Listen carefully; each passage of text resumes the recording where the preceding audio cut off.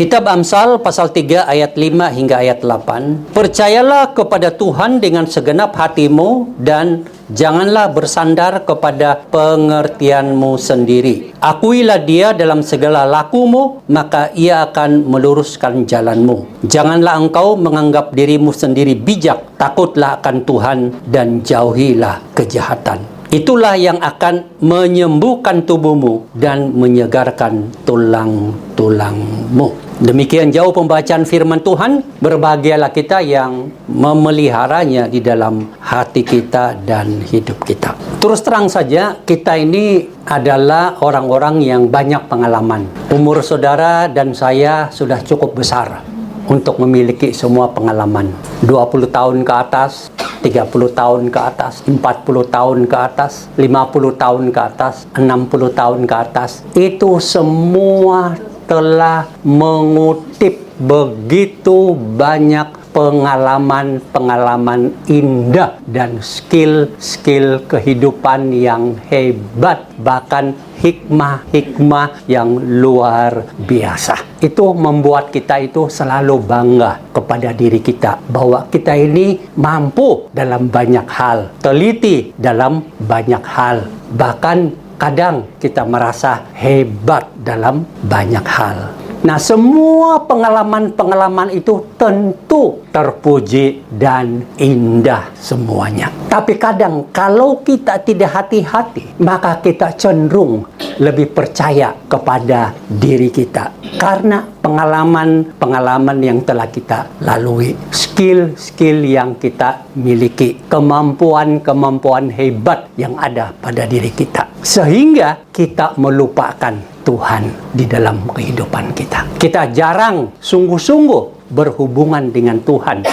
atau berbicara kepada Tuhan. Kita tidak lagi ada hati untuk berdoa walaupun singkat kepada Tuhan. Karena kita sudah terlalu percaya diri. Kita sudah melihat segala sesuatu dalam hidup ini selama 30 tahun, 40 tahun, 50 tahun, 60 tahun. Aku bisa jalaninya sendiri dengan berhasil. Ada jatuh bangunnya, ada masalahnya, tetapi aku masih bisa bernapas sampai saat ini. Sehingga Tuhan sudah tidak penting di dalam kehidupan kita. Apalagi kalau pendapatan saudara dan saya dan banyak orang di luar sana yang sudah lebih dari cukup. Kita bahkan merasa bahwa hal-hal yang bersifat rohani itu atau Tuhan itu sudah tidak perlu dipikirkan, tidak perlu diperhatikan, tidak perlu diutamakan. Kita bisa hidup sendiri.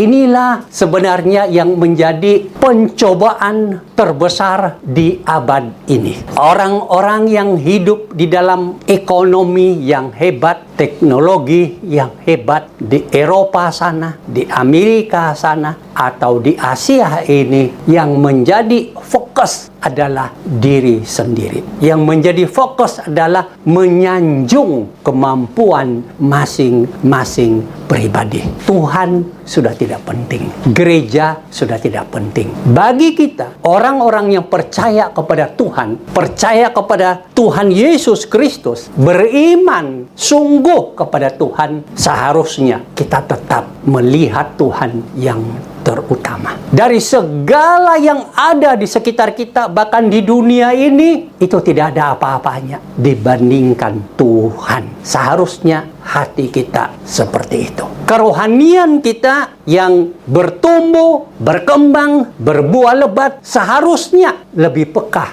kepada Tuhan. Lebih mencari Tuhan dalam apapun situasi dan kesibukan yang kita lalui. Di dalam firman Tuhan ini mengingatkan kita sekali lagi bahwa percaya kepada Tuhan dengan segenap hatimu. Di dalam ayat ini kita didorong untuk tidak mengandalkan kepandaian kita sendiri, tetapi menyerahkan segala urusan hidup kita kepada Tuhan. Menyerahkan segala rencana kehidupan kita, keputusan kita, dan apapun masalah hidup yang menjadi pergumulan kita kepada Tuhan. Tuhan. Artinya saat kita ada setitik rencana kehidupan, bagi saudara yang datang bekerja di sini, tentu ada rencana yang hebat di depan yang saudara harapkan supaya bisa berhasil. Apakah rencana-rencana itu saudara serahkan kepada Tuhan?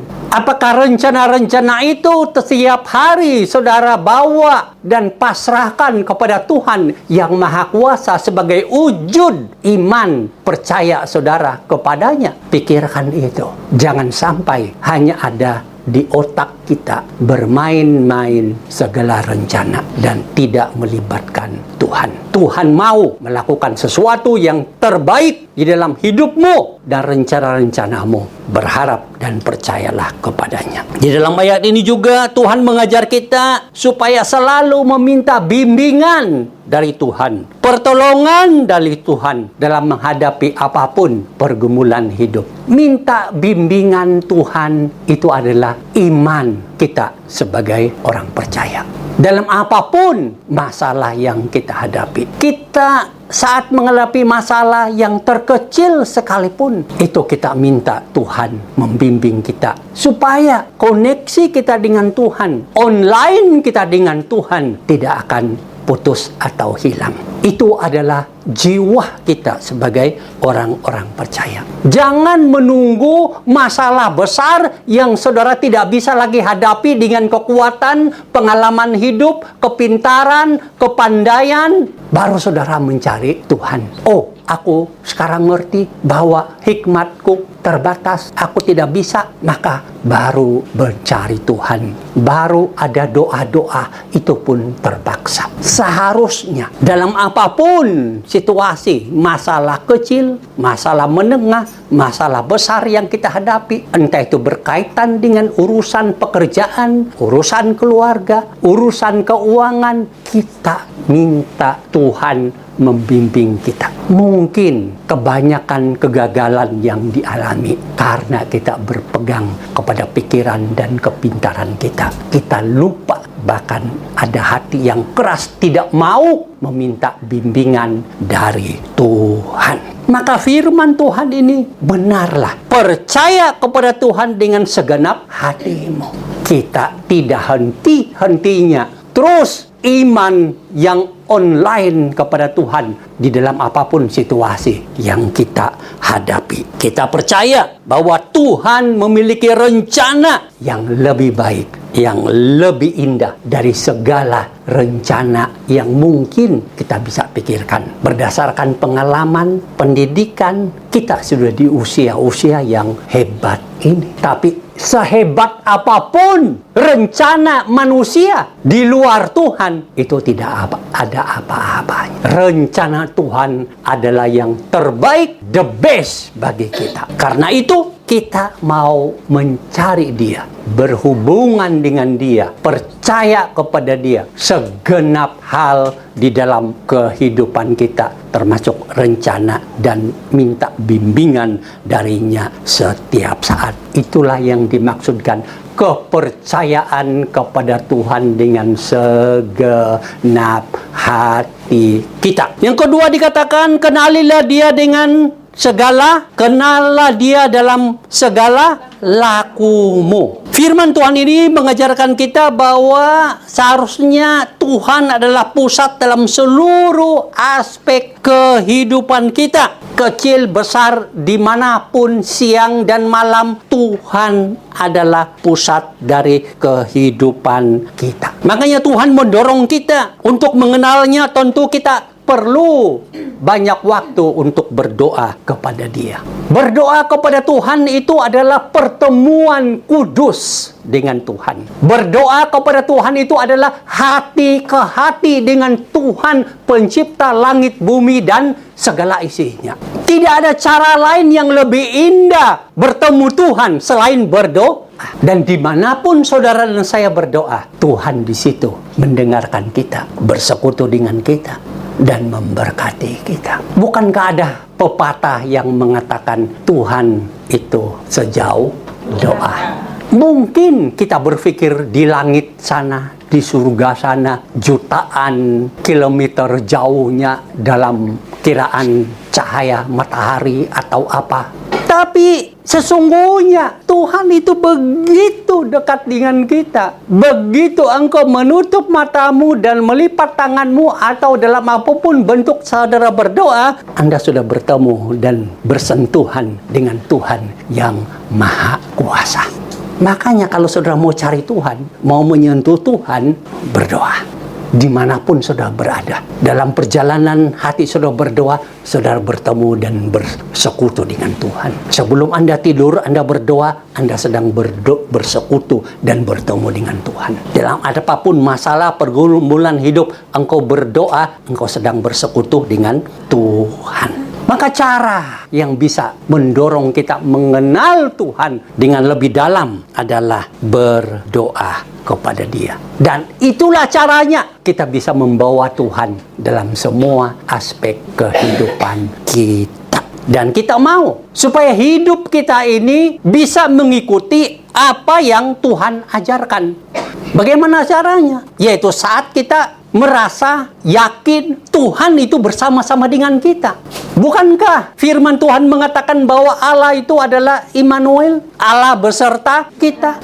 Bukankah firman Tuhan katakan, aku sekali-kali tidak akan membiarkan engkau dan aku sekali-kali tidak akan meninggalkan engkau? Bukankah firman Tuhan berkata, aku menyertai engkau sampai kepada akhir zaman? Bukankah firman Tuhan mengatakan, segala sesuatu di dunia ini bisa meninggalkan engkau, tapi aku sekali-kali tidak akan meninggalkan engkau. Artinya dimanapun kita berada, apapun yang kita lakukan, kita sadar sesadar-sadarnya kita bersama-sama dengan Allah yang kita imani. Makanya kita mau melakukan apa yang Dia ajarkan, apa yang Dia perintahkan. Kabar baik bagi kita adalah Allah tidak pernah membiarkan dan meninggalkan kita. Dia ada setiap saat. Kabar buruk bagi kita yang masih cenderung melakukan hal-hal yang tidak benar, kejahatan dan dosa-dosa, penyertaan Tuhan itu adalah hanya memperhatikan engkau bahwa engkau sedang melakukan satu kejahatan dan dosa. Maka mari kita bawa Tuhan dalam segala laku kita atau apa yang sedang kita lakukan. Entah itu pikiran kita, perkataan kita, apapun. Pastikan bahwa di situ kita melakukannya yang benar. Pasti Tuhan akan menolong. Firman Tuhan katakan, janganlah menganggap dirimu bijak. Rendahkanlah dirimu di hadapan Tuhan dan akuilah kebodohanmu. Kita ini adalah orang-orang yang bodoh dikaitkan dengan firman Tuhan. Karena apa? Ya yang tadi itu. Karena pengalaman kita dengan umur sekian, kemampuan kita, skill kita, dan sebagainya. Kita selalu melihat diri kita itu bijak. Sehingga kita melakukan apa yang benar menurut pikiran kita, pengalaman kita, kemampuan analisa kita, mana baiknya, mana buruknya. Dari satu sisi itu bukan ada yang salah, tetapi kalau itu terpisah dari ketergantungan kita kepada Tuhan, maka kita adalah bodoh di hadapan Tuhan. Kenapa? Kita hanya ikut apa kemampuan hikmah manusia yang kita ada, dan kita mengabaikan apa yang diajarkan oleh Tuhan. Jadi orang-orang percaya yang tidak mendengarkan ajaran-ajaran Tuhan, firman Tuhan katakan, kamu adalah orang bodoh. Maka marilah kita menjadi orang yang bijak secara dunia di mana kita hidup, dan juga secara rohani di mana kita bersekutu dengan Tuhan dan hal-hal rohani, di mana kita bisa mengerti firman Tuhan dan menerapkannya di dalam kehidupan kita. Itu orang bijaksana di mata Tuhan, orang hebat di mata Tuhan. Dan firman Tuhan juga katakan, jauhilah kejahatan dan berbuatlah apa yang benar di mata Tuhan. Hidup dalam ketaatan dan kebenaran. Kita semua dengan umur yang sudah ada dan lama beribadah dan di dalam komunitas Kristen tentu mengerti ajaran-ajaran Tuhan. Permisi tanya, berapa banyak pengajaran Tuhan yang saudara sudah tahu? Bisa dihitung? Mulai menghitungnya. 1, 2, dan mulai. 1, 2, 3, 5, 10, 20. Berapa? Kalau saudara mengingat 3, puji Tuhan. Mengingat 5, puji Tuhan. Mengingat 10, puji Tuhan. Mengingat 20, puji Tuhan. Yang tidak sama sekali ingat, saudara bermasalah secara rohani. Dan harus bertobat hari ini. Jangan keluar gereja sebelum bertobat. Dan mulai katakan, Tuhan, aku mau sekarang memikirkan pengajaran-pengajaran-Mu. Apa saja yang aku sudah tahu. Mulai menulis, buat konten diri sendiri. Firman Tuhan ini aku tahu. Amin. Tulis itu. Dan saudara bangga karena saudara tahu firman Tuhan. Banyaknya firman Tuhan itu menolong kita untuk melakukan yang benar. Kalau kita tidak tahu ajaran Tuhan, maka sampai saat ini saudara tidak bisa melakukan apa yang diajarkan oleh Tuhan. Yang saudara tahu dan rajin buat adalah yang saudara pikir, yang ada di hatimu, yang saudara lihat dari orang lain. Saudara itu orang Kristen, karena itu melakukan apa yang diajar oleh Kristen, oleh Alkitab. Jadi pergi di mana-mana, saya Kristen, makanya saya lakukan ini dan itu, itu. Karena saya Kristen. Lalu ada temanmu yang baik datang. Bagaimana kalau kita buat ini dan itu? Sebagai orang Kristen, saudara akan bilang, pendapat yang bagus, tapi saya pertimbangkan dulu ya. Karena saya orang Kristen. Ajarannya Kristen begini-begini dan begitu. Oh, minta maaf, ternyata kita berbeda. Aku menghormati engkau dengan cara pikirmu, keinginanmu, tapi aku tidak mau terlibat. Karena aku orang Kristen, ajaran Kristenku begini. Tapi kita masih bisa minum kopi lah. Tentu kamu yang bayar dan aku juga yang bayar. Tidak apa-apa. Artinya apa? Ada budaya, ada nilai Kristiani yang saudara pegang. Nilai. Saudara bukan orang yang tidak punya nilai. Sebentar begini, sebentar begitu, sebentar begini, sebentar begitu. Saudara nilai yang tidak bisa sebentar itu dan ini. Yes, saya bernilai Kristus, bernilai ajaran-ajaran Kristus, dan aku melakukan semua ini. Aku adalah ini. Kira-kira begitu yang Tuhan mau kita sadari, supaya kita bisa menjauhi yang namanya kejahatan, yang namanya dosa. Makanya yang tidak tahu apa-apa tentang apa yang Tuhan ajarkan dan tidak ingat, ya sudah, pasti saudara tidak akan melakukan firman Tuhan karena tidak ada di sini.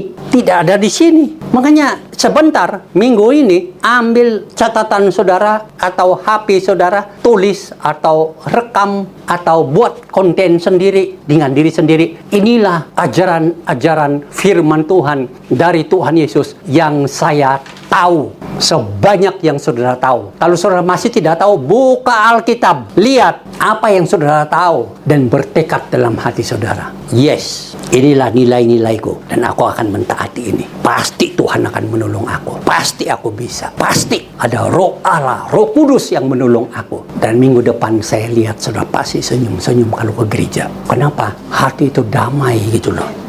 Karena ayat yang ke-8 bilang apa? Itulah yang akan menyembuhkan tubuhmu. Hal itu akan menjadikan obat bagi tubuhmu dan penyegaran bagi tubuhmu. Jadi, dengan percaya kepada Tuhan dengan segenap hatimu, mengenal Dia dalam segala lakumu, jangan menganggap dirimu bijak, menjauhi kejahatan, dan berbuatlah apa yang benar di mata Tuhan, maka hidupmu akan diberkati oleh Tuhan dan dipulihkan oleh Tuhan, dan engkau akan bahagia. Engkau akan bahagia. Itu saja alasannya, kebahagiaan itu. Segala berkat Tuhan curahkan ke dalam hidupmu seperti air terjun yang tidak pernah berhenti. Segala pemulihan Tuhan akan curahkan, lakukan, karyakan di dalam dirimu. Mungkin engkau merasa terpatah hati, terluka hati, hancur. Masih ingat atau pernahkah saudara tahu di Jepang ada satu bentuk tercantik keramik yang kalau saudara lihat di bagian keramik itu begitu itu ada pecahannya, kemudian dilengketkan lagi dengan emas. Sehingga itu menjadi satu sumber karya yang hebat dan dikagumi oleh banyak orang. Keramik itu pecah, tidak apa-apa. Lalu itu disatukan lagi dan pecahan itu disambung dengan emas. Sehingga kalau dilihat begitu indah dan begitu menarik hati dan harganya juga menarik hati. Itu makna kalau kita dipulihkan oleh Tuhan. Tangan Tuhan akan merajut luka-lukamu dengan emas surgawi. Sehingga mungkin ada pecahan-pecahan dalam hidupmu, tetapi akan terpapar. Hidupmu itu begitu indah karena ada ukiran Tuhan di setiap luka-luka hatimu. Jadi Anda diberkati dan dipulihkan oleh Tuhan. Karena saudara melakukan apa? Percaya kepada Tuhan dengan segenap hati, mengenal Dia dalam segala lakumu. Jangan menganggap dirimu bijak. Jauhilah kejahatan dan berbuat apa yang benar. Dan tubuhmu diberkati dan dipulihkan oleh Tuhan. Ada amin? Amin. Mari kita berdoa.